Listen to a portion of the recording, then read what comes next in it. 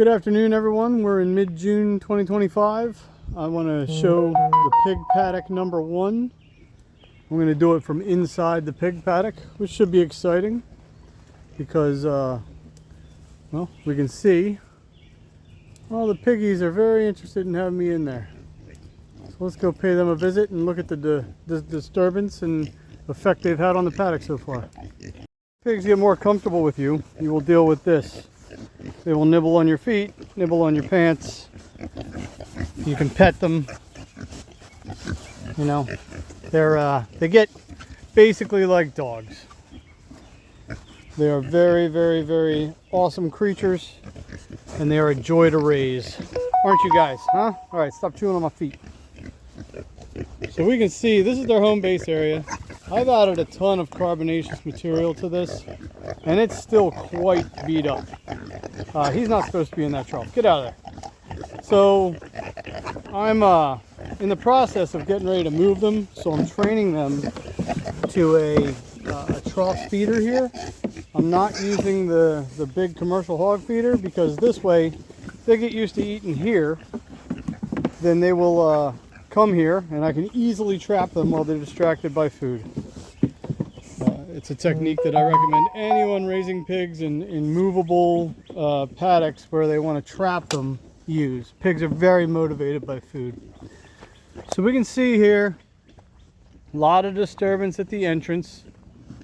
A lot of disturbance throughout. Although this paddock was small, the pigs are small, so their effect is lessened. But you can see their natural rooting behavior. We can see lots of mounding here at the fence line. But that's what I want them to do, so they're behaving appropriately. I make these little piles of brush in the hopes that they'll chew some of it up and spread it around. They're kind of small to have that effect yet.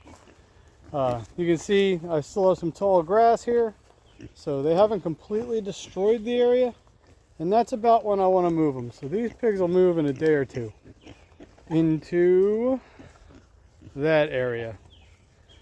We got 2-foot tall grass there at least, tons of forbs, lots of forage. That's going to make some happy piggies, huh?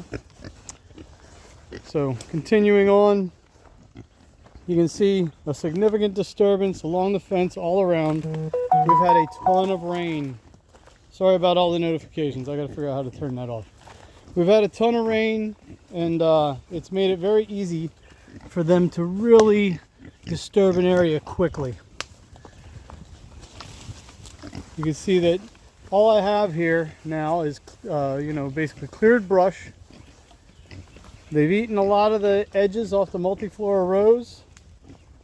So they control plants like this to small things that are easy to manage so that they don't become huge monstrosities like that rose bush. You just got to move them around. You got to leave some of these because they like those for kind of field expedient shelter.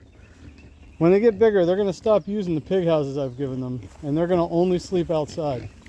They'll do it by choice. Oh, we got a froggy. There he goes. A couple frogs. Lots of frogs. So this is a wallow from last year. The pigs create these vernal pools, and they stay year after year. The pigs will go wade in them, but the frogs will come back. And, through the pigs' disturbance, they're improving my woodlot. This used to be garbage woods. I'm like the Pied Piper here. The Pied Piper of piggies. Down here is where they've chosen to wallow in this particular paddock. So you can see they're going in there right now. And they'll all get in there. Look at them getting down in the mud. This is kind of my favorite part. Huh? Is that good mud, piggies? Oh yeah, watch out for that wire.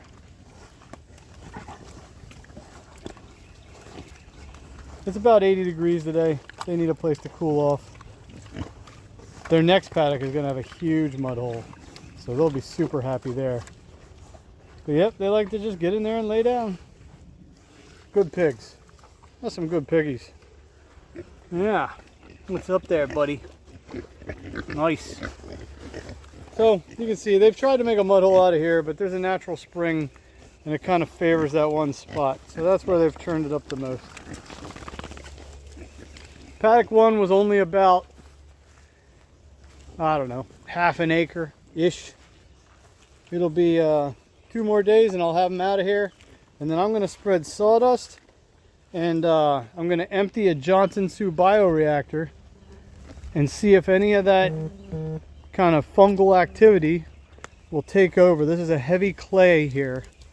I'm hoping to introduce a ton of carbonaceous organic matter and then have the kind of the mycorrhizae from the fungi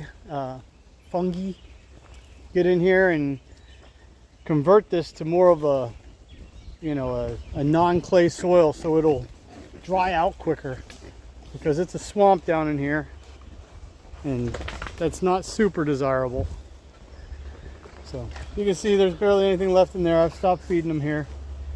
Look at the disturbance around this thing. So I move this once every time I fill it. That'll become more frequent as they get bigger, because I'll fill it more frequently. But they do a pretty good number on here. A little bit of compaction around the outside, but that'll recover pretty quick. And then I throw a bale of hay where it used to be. They spread the hay out for me. And then this will, you know, worms will come up under that hay, churn the soil, lessen the compaction, and improve everything. Another example of grass growing. So they haven't completely moonscaped this area. And once I move them off of it, it'll recover very quickly. That was me stepping on a stick. And then they've been sleeping in that rose bush. So you can see it doesn't need to be thinned out. They get in there and they bed down and they're happy and they feel safe. They like to kind of nest. I run 2 fence chargers, one on the fence and then one on the inside wire. And that is more than enough to make them behave. So that's my piggies. That's Paddock 1. And they'll be moving in a day or two into some very tall grass. That should be very exciting.